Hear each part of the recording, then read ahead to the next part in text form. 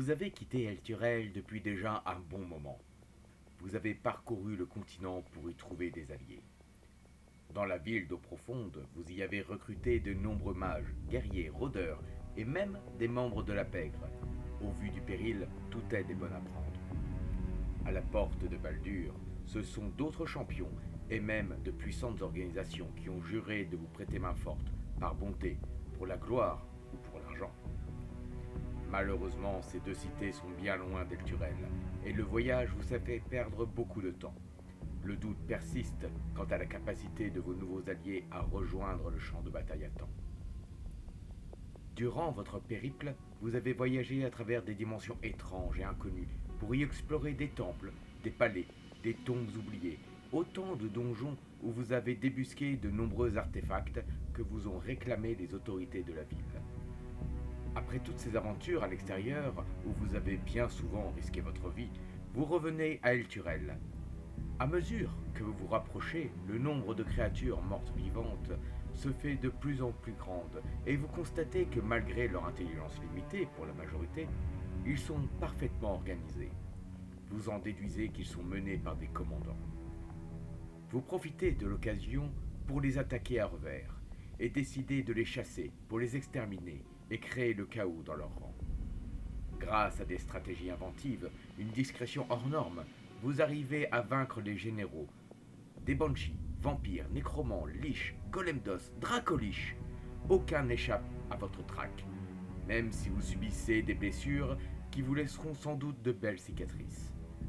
Ainsi, vous traversez l'armée des morts et parvenez à entrer dans El Turel, où les défenseurs, soldats, paladins et cavaliers des enfers profitent d'un léger répit, le temps que les morts se réorganisent suite à votre action d'éclat. Vous rejoignez au plus vite l'académie de magie, où vous êtes attendu. Dans cette grande pièce à ciel ouvert, recouverte de runes, 10 enchanteurs sont en vive discussion pour trouver des alternatives pour lancer le sort de barrière sans la puissance des artefacts. Vous arrivez à ce moment. Tous sont sidérés de vous voir, et, il faut l'avouer, vous avez connu le meilleur jour. Thor me soit loué, vous êtes arrivé juste à temps. Vous avez tous les artefacts? Ils sont en bon état? L'un d'eux se précipite vers vous et vous prend le sac et distribue les objets magiques aux autres. Excusez-nous, nous n'avons plus le temps. Je doute même que nous puissions insuffler le maximum de magie dans la barrière. Mais ça devrait suffire. Merci infiniment. Sans vous et vos découvertes, nous étions impuissants. Pour votre état de santé, allez chez les alchimistes, oui. Au rez-de-chaussée, c'est ça, au rez-de-chaussée. Vous descendez donc le long des escaliers en pierre de l'Académie de magie, où vous croisez dans les couloirs un homme, sûrement important au vu de la qualité de sa toge. Il est entouré d'autres personnes qui semblent désespérées. Le vieil homme dit « Je suis formé de fils par des navettes transportées. Je suis formé de points et de lignes parfaitement alignées. Je suis la structure même de tout récit. Je suis un ancien plan fourbe de nos ennemis. » À quoi un de ses interlocuteurs répond « Pitié, archimage, nous ne comprenons rien à ce que vous dites. Soyez plus clair, nous avons besoin de connaître vos visions pour sauver la cité. » La réponse pour vous est évidente, et en l'énonçant, les gens vous regardent avec stupeur, et l'archimage vous regarde fixement. Instantanément, un lien télépathique se fait entre vous, et vous avez accès à sa vision. Vous voyez un bel homme, habillé richement, portant sur son brocart le blason d'El Turel, brodé en fil d'or. Son sourire sadique est orné de 2 grandes canines. Il écrase une lumière dont la luminosité diminue. Attaché à ce vampire, il y a des fils qui sont tenus par un autre personnage, gigantesque, comme le ferait un marionnettiste, tenant dans son autre main une dague prête à frapper. Votre lien avec l'archimage est si fort que vous arrivez instantanément à comprendre la signification de cette image. Le noble vampire n'est autre que Sergei Bonrazovitch, un ancien seigneur d'El Turel, membre émérite des Cavaliers des Enfers, qui a par le passé tenté de détruire la ville grâce à de nombreux morts-vivants sous ses ordres. C'est à cause de ses exactions que le Second Soleil a été invoqué, grâce aux prières du peuple. L'homme qui tient les fils n'est autre que le dieu Cyrique, le prince du mensonge, surnommé aussi le soleil noir. Pour vous, tout est clair. Cyrique manipule Sergei von Razovitch pour qu'il lance des attaques d'envergure avec les armées qu'il a constituées pour se venger d'Elturel dans le but d'affaiblir Torm, car il ne recevra plus assez de prières, ainsi le dieu du mensonge pourra le tuer. Aussitôt, vous partagez cette funeste information, et les accompagnateurs de l'archimage hurlent le désordre. Dites à la population de prier Torm, faites des offrandes au sanctuaire, vite, la vie de notre dieu en dépend. Aussi, la consigne se répand dans la ville, à toute vitesse.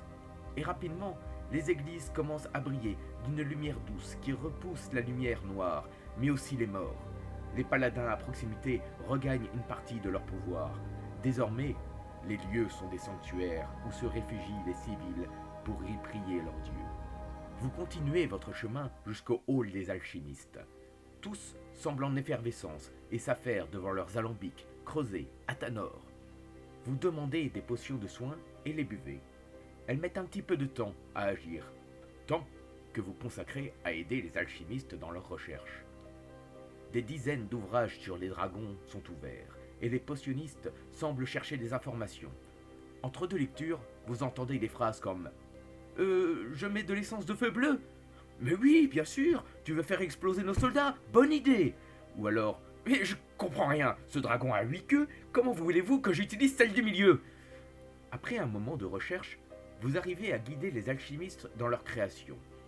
Votre expérience du terrain a fait la différence dans la compréhension des textes sur les dragons. Ils arrivent enfin à créer une potion qu'ils multiplient en nombre, mais ils ont besoin d'un volontaire pour la tester. Héroïquement, vous vous désignez. Une fois bu, vous sentez votre sang bouillir, puis se calmer. Un des alchimistes saisit un arc et vous tire dans le genou. Avec stupeur, vous réalisez que, même si ça fait tout de même mal, la flèche s'est brisée à votre contact. Hurrah! Notre potion de résistance draconique fonctionne. Vite, appelez un invocateur pour la livraison.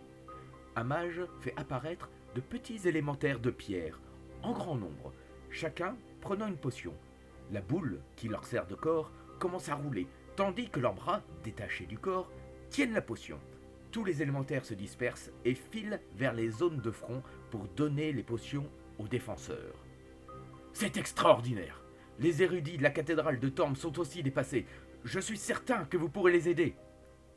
Pas de repos pour les braves. Vous partez vers la cathédrale. Sur le chemin, vous croisez de nombreuses créatures étranges, comme des gelées acides, des armures animées, autant de créatures impies qui errent dans les rues d'Elturel à la recherche de victimes pour semer mort et terreur. Renforcées par le soleil corrompu, elles sont très difficiles à traquer, mais cela ne vous arrête pas. L'une après l'autre, vous débusquez ces créatures et les envoyez à la mort, au prix de quelques blessures, malgré l'effet de la potion. Sans vous, plusieurs bâtiments en feu auraient propagé l'incendie et détruit la ville. Si vous n'étiez pas intervenu, la ville serait envahie via les souterrains sans que personne ne sache comment. À chacun de vos exploits, les témoins sont inspirés par votre héroïsme et suivent votre exemple. Rapidement, ce sont des dizaines de personnes qui en inspirent d'autres dans une réaction en chaîne. Là où seul vous avez fait des miracles, avec les personnes que vous avez exaltées, ce n'est plus un quartier, mais c'est la ville entière qui résiste à l'invasion. Un barde, subjugué par les événements, écrit déjà une ode héroïque en votre honneur. Vous êtes l'exemple même qu'une seule personne peut faire la différence. À chacun de vos succès, ce sont des groupes entiers de survivants qui vous acclament. Vous guidez ceux qui ne peuvent pas combattre jusqu'à la cathédrale de Torm, où ils seront en sécurité et où ils pourront être soignés. Sur le chemin, vous distinguez des soldats qui se relèvent après avoir reçu de terribles coups. La potion a bien été distribuée. Vous voyez un rayon de lumière bleue qui émerge depuis l'école de magie. Il monte haut, très haut dans le ciel, et retombe en un dôme au-dessus de la cité. Il est grand, très grand, et englobe la plus grande partie de la ville. Au loin, vous voyez des ennemis qui s'écrasent dessus. Ils sont gênés par des plantes, ils se calcinent lentement au contact du dôme. Cela offre un répit bien mérité aux défenseurs et aux citoyens. Vous arrivez enfin dans les archives de la cathédrale. Là, on vous a demandé de l'aide. des érudits, des mages et des théurges cherchent des solutions dans d'antiques grimoires, récits d'aventures ou parchemins de sorts. Vous êtes sollicités de toutes parts. Tout le monde compte sur ceux que l'on surnomme déjà les briseurs d'énigmes. On vous montre 100 parchemins, on vous expose 1000 théories. Par votre esprit aiguisé, vous découvrez rapidement certaines choses. Un vers d'un poème antique vous interpelle.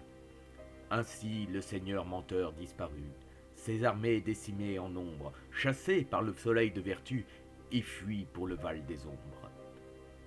En explorant cette piste, tout concorde. Il y a cela bien longtemps, un haut seigneur d'Elturel a déjà organisé une invasion de morts-vivants. Il se nommait Sergei von Razovitch et se révéla être un puissant vampire. Cela colle avec les informations que vous avez obtenues de l'archimage. Vous avez déduit cette information tellement vite que vous faites des recherches approfondies sur le Val des Ombres où il se serait réfugié. Il s'agit d'une dimension ténébreuse, remplie de dangers et de morts-vivants. Grâce au carnet de voyage d'aventurier, vous arrivez à trouver l'endroit exact où se terre l'instigateur de l'invasion. En examinant les manuscrits de magie antique, vous vous rendez compte qu'en associant plusieurs de ceux que vous avez décryptés, il est possible de créer un portail stable vers le Val des Ombres, et dans un temps record par-dessus le marché. Vous partagez immédiatement la formule qui est envoyée au haut mage du palais, lieu le plus sûr, là où se déroulera l'incantation. Devant vos extraordinaires réussites, les théurges vous regardent des yeux pleins d'espoir. Trouvez-vous quoi que ce soit dans les archives du mage Digax qui pourrait nous aider à restaurer le second soleil? Les textes sont rares, anciens, cryptiques, voire fantasques. Vous et les théurges de Torm les étudiez sans relâche, en vain. Ils ne parlent que d'anciens champions, de héros, de quêtes, sans rapport avec la corruption du second soleil. Tant qu'il sera ainsi, les forces impies auront le dessus, mais vous constatez impuissant qu'il n'y a aucune solution. Beaucoup de prêtres sombrent dans la déprime, et, dans une triste résolution, vous convie à les accompagner jusqu'au Grand Hall, le château d'Albâtre dédié à Torm, résidence du Haut Observateur pour en référer directement avec lui. Vous continuez donc votre chemin accompagné des érudits, mages et théurges pour arriver sur la place du Grand Hall, qui se trouve en hauteur par rapport à la cité. D'ici, vous avez une vue imprenable sur Elturel et les événements qui s'y déroulent. Les hauts mages commencent à incanter et une déchirure dans l'espace se fait. Elle sera terminée en un rien de temps, grâce à vous, alors qu'une nuée de créatures volantes se dirige vers vous. Les théurges s'inclinent et vont parler à un homme en habit blanc et or, protégé par des cavaliers des enfers et des paladins. Il s'agit du chef d'Elturel, le haut observateur Tavus Krieg. C'est avec une mine sombre qu'il prononce ces mots. S'il n'existe aucun moyen de restaurer son éclat, qu'il en soit ainsi. 1000 fois je préfère le voir disparaître que de contempler le don d'Amunator altéré et l'honneur de Torm souillé. Chaque instant où il demeure ainsi dans le ciel, les morts garderont l'avantage. La justice ne tolère aucune corruption. Les théurges et le haut observateur se regroupent, ils commencent à incanter. Ils prononcent finalement le mot de destruction. Balmus. Le second soleil, symbole de la ville, de leur culte, vole en éclats. La lumière noire n'est plus, tout comme le symbole de leur foi. Au même moment, du grabuge se fait, loin, à l'ouest. Les champions que vous êtes allés recruter arrivent par divers moyens. Par des portails à dos d'ours, à bord d'un cuirassé volant. Les arbres s'écartent pour laisser passer une gigantesque maison à pattes de poulet. Peu importe, ils sont ici et la bataille va prendre un autre tournant. Les membres de ce groupe hétéroclite de sorcières, ménestrels, druides, moines guerriers et mercenaires, appuyés par un titan mécanique, se mettent en position. La bataille est déjà bien avancée, mais ils peuvent encore faire la différence. Ce ballet est magnifique, comme s'ils agissaient tous de concert par Dieu sait quelle magie. En un rien de temps, c'est un bastion imprenable qui s'est formé autour de 3 personnes qui semblent coordonner le tout. La stratégie est extraordinaire, et les morts-vivants, pris entre deux fronts, sont désorganisés et perdent rapidement du terrain, allégeant considérablement les attaques contre la cité. Le portail vers le Val des Ombres est prêt, mais vous êtes seul. Soudain, à quelques mètres de vous, s'ouvre un autre portail, en sorte les braves et membres de factions recrutés à eau profonde. Un assemblage bien hétéroclite de mages, malandrins, chevaliers, gobelins et un hamster. Excusez-moi, un hamster géant de l'espace miniature. Vous et tous vos alliés entrez sans grand préambule dans le portail pour le Val des Ombres, à temps pour éviter le combat contre les créatures volantes alors que le haut observateur et ses gardes rentrent dans la forteresse.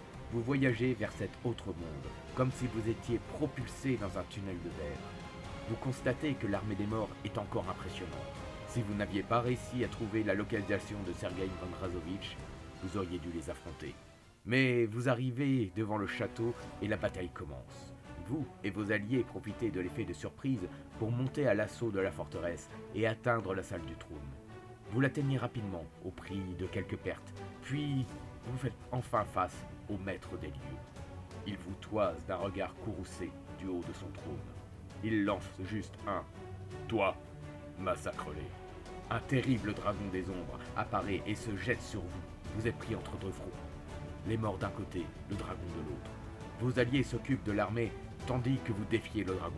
Le combat est éprouvant et mobilisera toute votre force et votre intelligence. Au prix de nombreuses blessures, vous terrassez votre terrible adversaire et constatez que Sergei meurt immédiatement après de la même manière. Vous en déduisez que les deux étaient liés par un pacte qui explique son contrôle sur une créature aussi puissante. Au niveau du trône se trouve un coffre qui semble contenir une chose lumineuse. Vous décidez de l'ouvrir, espérant y trouver un artefact pour défaire les morts. Quand vous le faites, c'est une vague de lumière qui pulvérise toutes les créatures autour de vous. La lumière prend une forme humaine. Et c'est un homme, armé d'une épée, qui possède un visage digne et grave. Vous le reconnaissez, il s'agit de Torm, du moins d'une partie de lui. Torm s'incline légèrement et dit « Je ne l'oublierai pas ». Et un portail s'ouvre. Vous pouvez y voir Ilturel. Vous le franchissez et vous constatez que la situation a évolué en votre absence. L'armée de la porte de Baldur gagne du terrain et prend en tenaille les morts à l'aide des cavaliers des enfers renforcés grâce aux potions d'endurance draconique. Le bouclier tient bon et empêche toute créature de rentrer, permettant aux soldats de se concentrer sur les derniers ennemis dans la ville. Les paladins de Torm, qui ont regagné tout leur pouvoir, massacrent les morts vivants. Le combat va encore durer plusieurs heures, mais les dés sont jetés. La majorité de la ville et ses habitants sont miraculeusement saufs. À la fin de la bataille, le haut observateur fait une allocution devant la foule, venu saluer la personne qui les a tous sauvés. Vous. Citoyennes et citoyens d'Elturel, cette épreuve a été terrible et nous avons beaucoup perdu, à commencer par le compagnon, notre soleil. Mais nous allons reconstruire. Cela n'a été possible que grâce à tous ceux qui ont combattu. Soldats, paladins, cavaliers, alliés d'eau profonde et de la porte de Baldur, mais aussi vous, citoyens. Parmi tous, il y a une personne qui s'est distinguée par son héroïsme, sa sagacité, son courage et sa force. Il vous désigne. Tout le monde crie de joie, certains entonnent la chanson en votre honneur écrite par un barde. Dès à présent, je lui décerne le titre de champion d'Elturel, ainsi que les terres et richesses qui incombent à son nouveau statut. Puisse-t-il les protéger, tout comme il a protégé notre cité aujourd'hui. Ainsi, vous devenez le héros d'Elturel. Des poèmes et des chansons sont écrits sur votre héroïsme et une statue est dressée à votre gloire.